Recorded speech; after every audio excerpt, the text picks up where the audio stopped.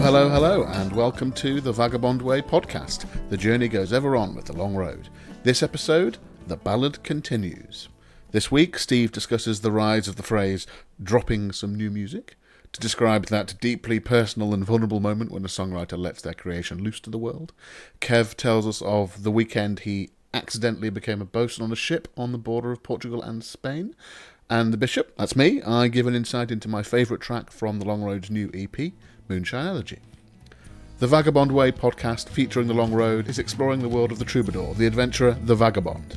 The world isn't beige, it isn't processed, it's authentic, it's rich and it's real. And if those are the sorts of sentiments that make your brain light up, then hop on board. We are embracing all of those things, we're celebrating all of that, and we'd love it if you joined us on the journey.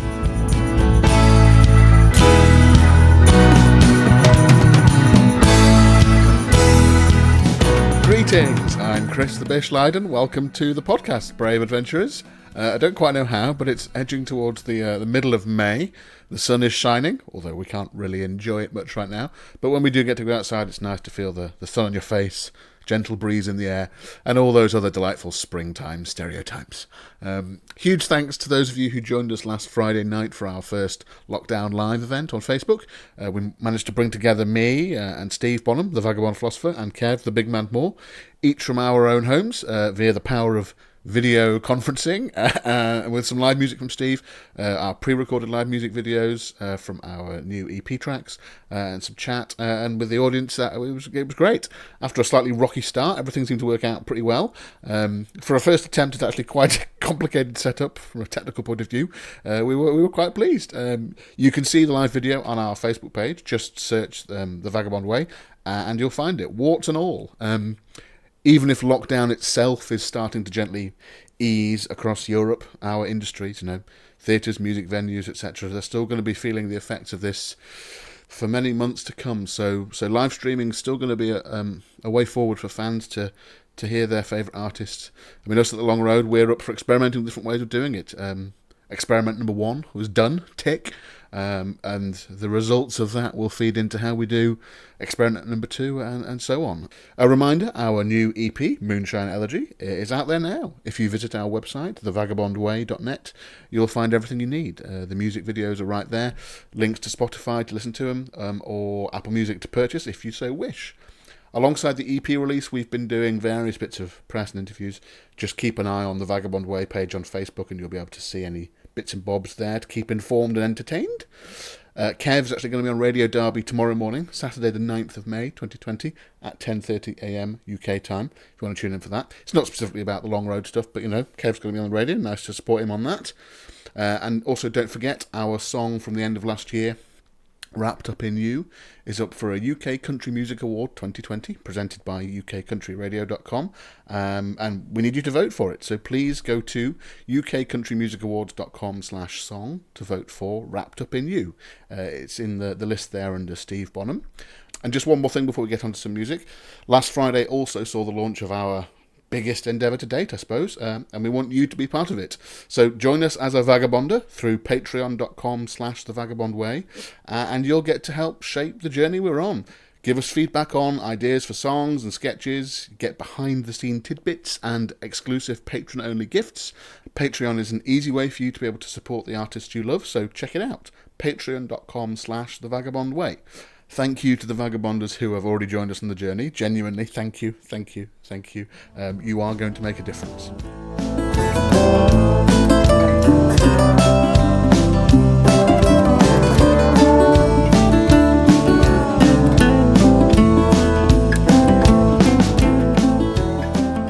So I'm going to take this week just to focus on one track from our new EP, Moonshine Elegy. This track, I think, if I really had to choose, is my favourite from this particular EP.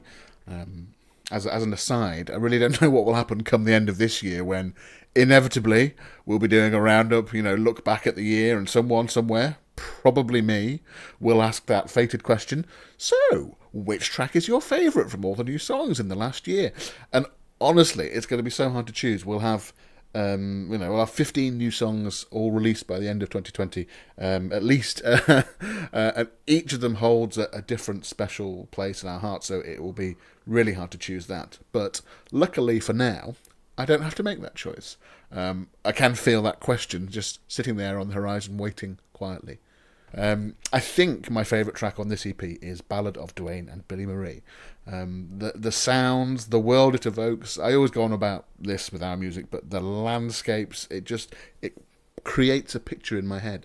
In classical terms, I mean, actually I suppose it started in the Romantic era really, but people would call it, pictorialism, or in longer forms, tone poems or symphonic poems.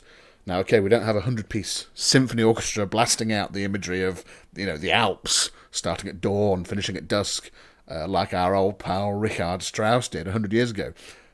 Interesting side fact here, fact fans. A recording of Strauss's Alpine Symphony by the Berlin Philharmonic was the first classical recording to be pressed onto CD back in 1981. But through our artisan acoustic instruments, made of wood and wire, gut and steel and skin, we make our own musical landscape, the world that's in our heads, the starry skies floating above, the dusty paths underfoot, the questions floating through our minds, the characters' minds, the passage of time, the gentle stumbling through life, I suppose. Musically, Ballad of Duane and Billy Marie is relatively simple. It's a handful of chords. Nods to various other musical genres. A friend of mine listening to it recently said, it's got some Pink Floyd vibes in there, hasn't it? I also note some nods to Elbow, instrumentally and vocally. I could see Guy Garvey having a crack at this. I could also happily imagine doing a version of this, probably an extended version of this, to some chilled out sunset crowd at a festival, whenever festivals start happening again. Maybe one day, who knows? There are a few moments which are actually musically, from my point of view, bless me, fascinating if you break them down. It's one of those things which you probably don't hear it necessarily as a casual listener. Certainly, in fact, Steve and Kev had no idea this was going on really. They were just feeling it. The section with the lyrics, the old black bear and the creaking pine, that was the bit that we call the chorus. It's actually a bit of a bugger to sing, really. The chords are doing one thing, but the melody is pitched one step out from the chords, which makes for an interesting challenge to learn that melody, but then also to harmonise to it. I mean, as I say, probably as a casual listener you don't necessarily notice, but it did take some careful handling to make sure that it all gelled together. I also, in this song, love the intensity that you get drawn into, almost without having realised it. By the time we get to the bit that we call the middle eight, 2/3 of the way through the song, a series of questions in the lyrics, and I just love the step up there. It takes you to a different place for a few moments there, but then it lets you back down gently. Enough rambling from me, please. Headphones on, eyes closed, comfy seat. Please enjoy the Ballad of Duane and Billy Marie from Long Road's new EP, Moonshine Elegy. 4 days out from the ridge, 6 or more to go. We lay side by side like lovers, counting all the stars, and the old black bear, and the creaking pine.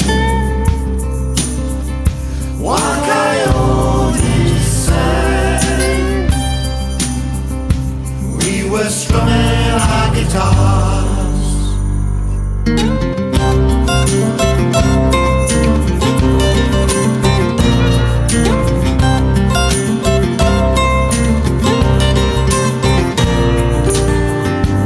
Carved upon the white oak that had fallen to the floor, where the embers there still linger. Duane had written about his love. He left no mark, but only this. So we gathered yarn to spin and watched the moon rising through the branches high above.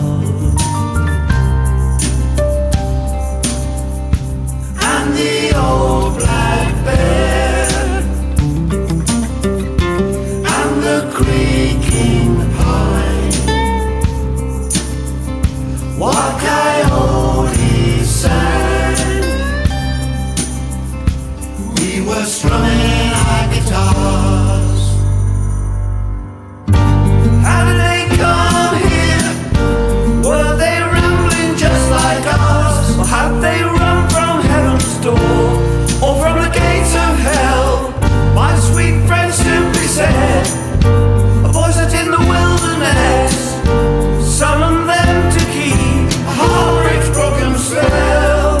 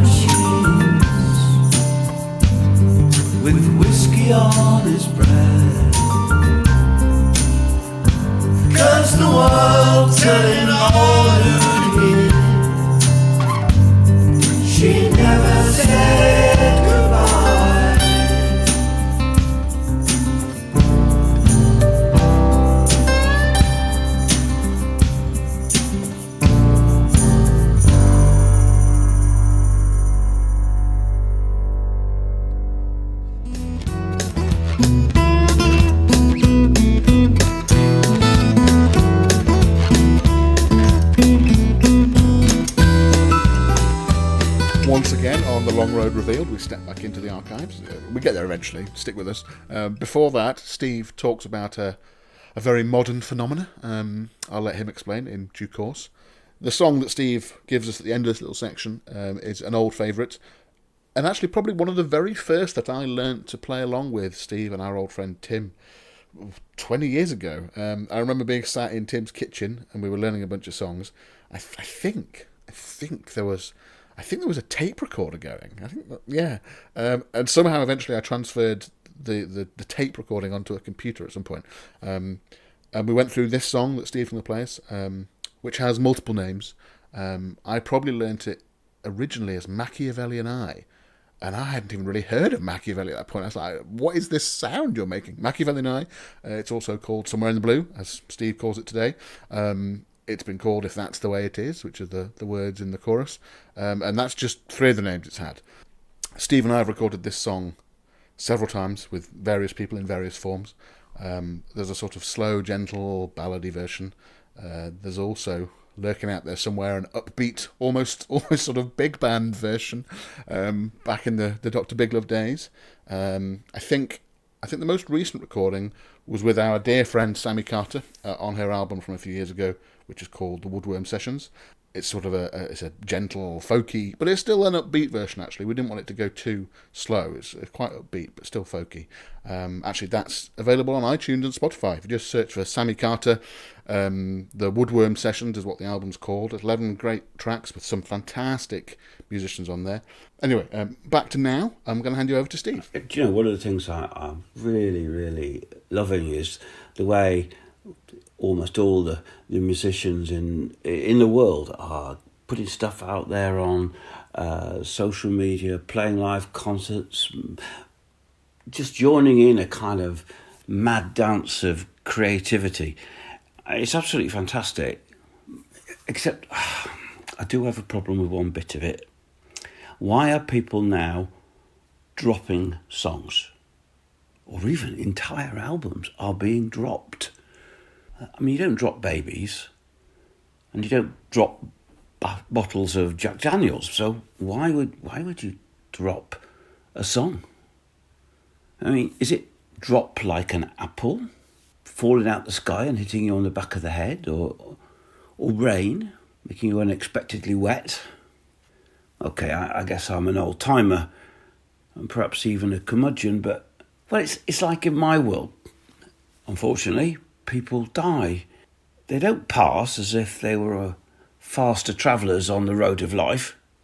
Language must change and grow, I get that, but this does seem redundant.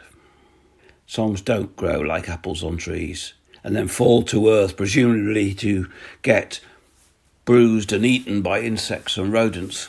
Except that might be quite a good metaphor for some of the larger organisations in the music industry. Heaven knows, I've written a lot of songs. One or two of them are quite good, I think. Some of them are rubbish, and some of them are plain ugly. But what I have learned is that songwriting is a craft. It requires inspiration, skill, careful consideration, a process of refinement, frustration, and sometimes even a little heartbreak as you look at the clumsy thing in front of you and compare it to the perfection in your head. Any songwriter knows, whatever they say publicly, that often a little bit of themselves, an intensely private bit of themselves, is revealed when a song is heard by others. Maybe we use the word drop to try and sound casual or cool, a kind of hand-on-hip wave, say, oh, this little thing, I ran it up yesterday before I put the garbage out and took the dog for a walk. I happen to believe songwriting is a form of art and craft, like painting and pottery and bread making and sculpture, and whilst we're on the subject, brewing. We should honour it as such. Don't drop your songs. They're precious. This idea of creating a song as a form of craft came to me later on. Like, I guess we all songwriters start. It is a pretty spontaneous, almost coughing up of a song when you're young. You can write 3 or 4 in the afternoon. But later on, later on for me at least, it really struck me. I had to think about what I was doing, and inspiration wasn't a part of it. And so I can actually identify one of the first songs which I did, which was crafted. You know, it took me 2 or 3 months to write. Well, clearly not, 8 hours a day, 5 days a week, or 7 days a week, but it was something I kept returning to and changing and letting it evolve. And in some ways, I always think of it as my first proper song. It's called Somewhere in the Blue, and I wrote it a long time ago now. And it has bits in it which are just, where did that come from, inspiration. The line about standing next to Machiavelli, skimming stones onto a lake, that's, God knows where that came from. I mean, I can't think about that. But the rest of it, I took time and polished. So, here is a song I dropped a while ago. Machiavelli and I threw stones across the water, talked of affairs of the heart, the prince and the pauper, told him of the way that things stood. I'd fight, dream or fly if I could. And I don't know if I'm up, don't know if I'm down, head full of plans like a merry-go-round. And he said, oh, if that's the way it is, I was still in love with you. That's the way it is, I was still in love with you. lying alone in my bed, painting my life on the ceiling. It's a piece of distracted art, counterpoint of my feelings, coming apart at the seams. Things make a whole only in dreams. Don't know if I'm right, don't know if I'm wrong. Love makes you weak when you've gotta be strong, he said. Oh, if that's the way it is, I'm still in love with you. If that's the way it is, I'm still in love with you. Stormbound, tied up to the quay, moored up with a cargo of chances, waiting on an African wind, watching the girl as she dances, sketching a moment of you, till the clouds touch the sun and you vanished from you. Somewhere in the wine, somewhere in the blue, is everything I'd want and everything I'd do. And she said, if that's the way it is, I'm still in love with you. If that's the way it is, I'm still in love with you. If that's the way it is, I'm still in love with you.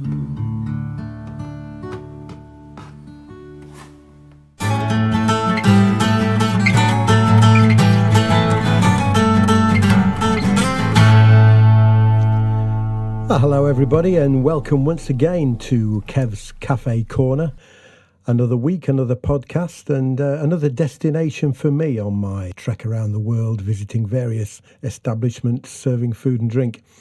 And this week we're going to visit Portugal and a very small place by the name of Barca de Alva, which is sort of situated on the banks of the river Douro, which forms a border between Spain and Portugal and is famed for the various wines that are made from the grapes that grow on the banks either side of this great river. And it's an incredibly navigable river. The large river cruise ships travel along it all the way from Porto, I believe, and there's a point where I think two rivers meet around this area, Barca de Alva, and these huge river ships can actually turn in this place and manoeuvre and sort of reverse and then head back the way they came. So it's a fascinating place. Trundling through there in a motorhome some years ago, it seemed like a good place to stop. When you're in a motorhome, you sort of get a vibe for where you can probably get, with a bit of luck, free electricity. And often it's by the riverside where there's facilities for boats, etc. And this place was just the job. And parked up there in the car park, various vehicles started to arrive throughout the day. And they were very interesting vehicles too, and they were bringing some incredibly interesting boats. And it suddenly began to dawn on me that there was a huge occasion taking place, quite by accident that I was there at the same time. And it was the International Powerboat Championships, of which there were competitors from all over the world. And I befriended two English teams. One of them consisted of 2 or 3 people, and the other one was a sole entrant by the name of Brian, I think his name was. I've forgotten his surname, sadly. But he relied on the kindness of strangers, really, to help him compete as he was on his own. And they're rather large, these boats. He had a magnificent Union Jack powerboat. And I became his crew, basically, for the weekend, which was an incredible experience, having never done anything like that remotely before. And it was just superb to watch this amazing competition take place on the wide stretch of water that is the Douro. And Barca de Alva itself is really an unremarkable place. It's just a small village that's grown up where there's a river crossing. And it really, to my memory, only boasted one cafe, and that was the one that I would sit in and watch the proceedings.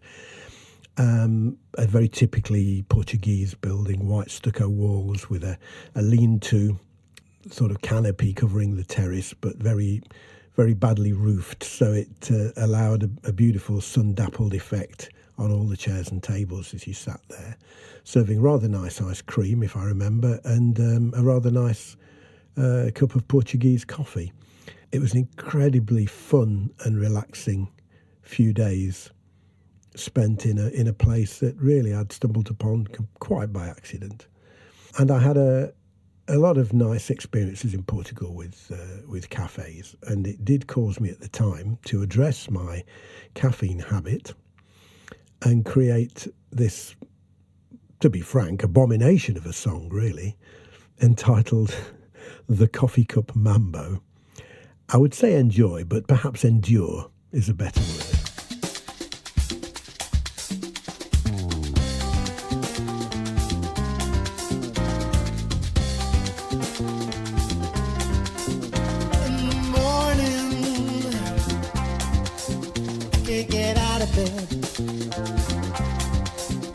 Still yawning. What was that you just said? Crawling through the bedroom on the floor, falling to the bathroom through the door. I know what I need, just give me more. A double espresso, cafe au lait, a latte macchiato right away. Haben Sie ein deutscher Milchkaffee? I need a little coffee on my tongue. I'm not a caffeine bomb, don't get me wrong. But before I go, I need my Joe.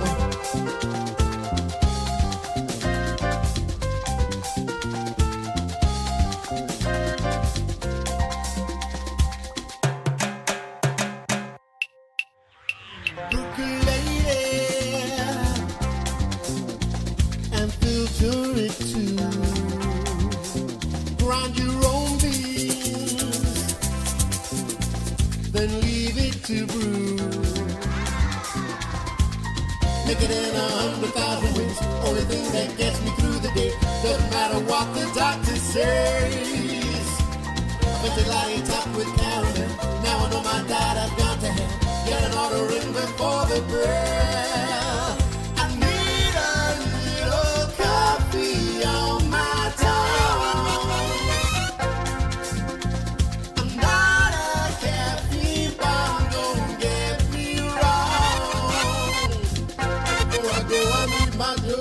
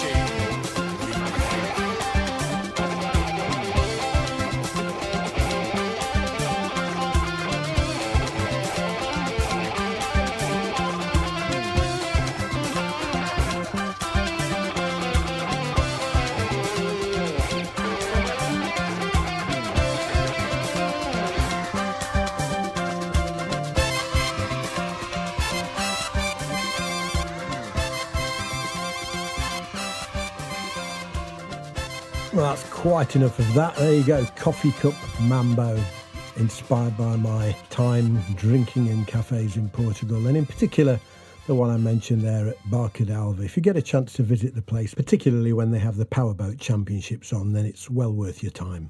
See you next week.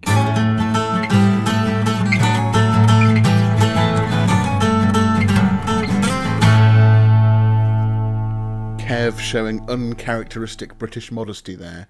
I thoroughly enjoyed his coffee cup mamba, and I'm sure there's plenty of those listening who did today too. Just goes to show the versatility hidden deep in the seams of creativity in the minds of the long road. Something a little bit different there. I shall add Barca d'Alva to my list of places to visit. I've only been to Portugal once, a couple of summers ago, just for a few days in Lisbon, sort of on a whim. Delightful place, loved it. Looking forward to heading back there one day. We've got friends who swear by their regular holiday jaunt to Porto as well. It's another place that's on my list. Perhaps one day we need a special podcast where the topic is life on the ocean waves. Now it seems that Kev has a nautical past, albeit perhaps for only a weekend. Steve certainly has captained his own frigate across the Mediterranean in the past a few times. I have zero sailing history as far as I can recall. The closest I've probably been is, controlling one of those remote control speedboats at a theme park somewhere. Kev and I do, though, share a love of motorhomes. I long for the day where I can just hop in a motorhome and jaunt around the place at my leisure, which I know Kev has been able to do, is a huge fan of in the past. And in fact, all three of us, think about it, me, Kev and Steve, we were in a motorhome just over a year ago when we did our tour of Germany. We somehow managed to squeeze in all of our gear. For a three-piece band, we have a remarkable amount of gear, and ourselves, for 7 days or 8 days, whatever it was, driving from the UK to Germany and back. And actually, we came out the other side relatively unscathed. I think there was only one brief accidental trip to Poland, unintentional entirely, we just sort of went the wrong way late at night one night. Thinking about it, maybe there's another special podcast right there. Anyway, more from Kev next time.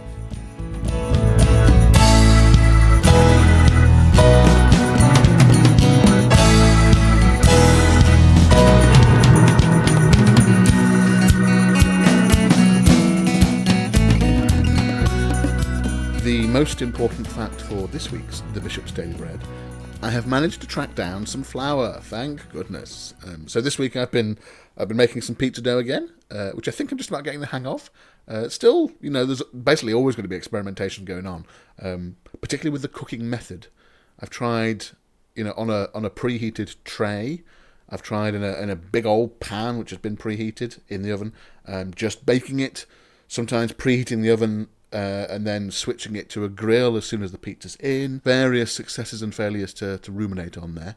This week also saw me making my first brioche. I mean, it's fairly blimmin' decadent. It's 2/5 butter as far as I can work out. But it was delicious in taste, texture, smell, everything. The dough is very weird to work with, though. It's super slack. Like, you'd call it wet, but then when you actually handle it, it does hold itself together. It's very weird. The recipe I was using called for it to go into what I guess a lot of people would call a normal-sized loaf tin. I mean, I always thought they were a bit small, to be honest. Not by much, just, a bit. They need to be like 15-20% bigger, but, what do I know? I did buy a few weeks ago basically a double-sized loaf tin for nice big farmhouse-style loaves, and it does work well for that. Anyway, the recipe said divide the dough into 7 balls. Okay. And put them in what I think is too small a tin. And it's 7 balls. I just couldn't quite work out why 7 balls. I mean, I could have ignored the instruction for sure, but I went with it. 7 fairly equal-sized balls went into the tray. Didn't really make sense. Well, final proof, then an egg wash, and then bake. And boy, oh boy, there were some flashbacks to that Woody Allen movie, that film Sleeper I mentioned months ago now. This brioche turned out, well, there's no other word for it, bulbous. It actually did. It did bake all the way through fine, but there were some bits bulging from the top and over the side that were, almost as wide as the main loaf was itself. It looked ridiculous. It was hilarious. I had a good old chuckle to myself when I was bringing it out of the oven. But to be fair, it did taste delish. The texture was great. I was very pleased for a first attempt at a properly enriched dough. This week I've also done a quick batch of bread rolls. Very simple dough: flour, water, yeast, salt.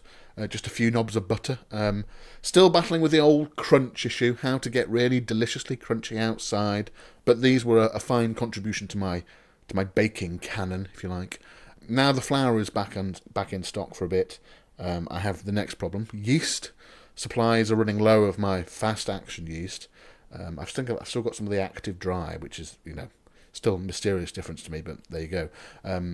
But I've hopefully managed to source some fast action yeast online, and that will sort me out for a bit. I don't know, perhaps I'm due a return to some sort of plaited loaf, something a bit more complicated, or perhaps it's time to go, push the boundaries even further and try something with a lamination, perhaps. I do love a good croissant. Time will tell.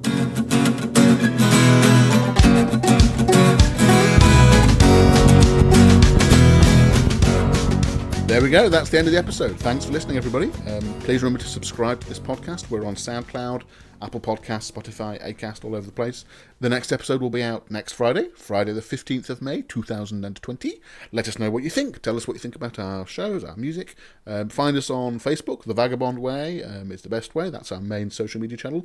Check out our YouTube page as well, youtube.com/thevagabondway. Go to thevagabondway.net to sign up to our mailing list. It only comes out every quarter, so it's no bombardment to your inbox. Don't forget, we're on Patreon at patreon.com/thevagabondway. Patreon is a great platform that makes it super easy for anyone out there, you, to support content that you love on a monthly basis. It gives you direct access to the people creating the stuff you love, us, hopefully, and you get to play an integral part in shaping the direction of things that we make. So, become a Vagabonder, that's our name for our supporters on Patreon, to help us create music, live performances, books, short stories, this weekly podcast, and some new things we're cooking up.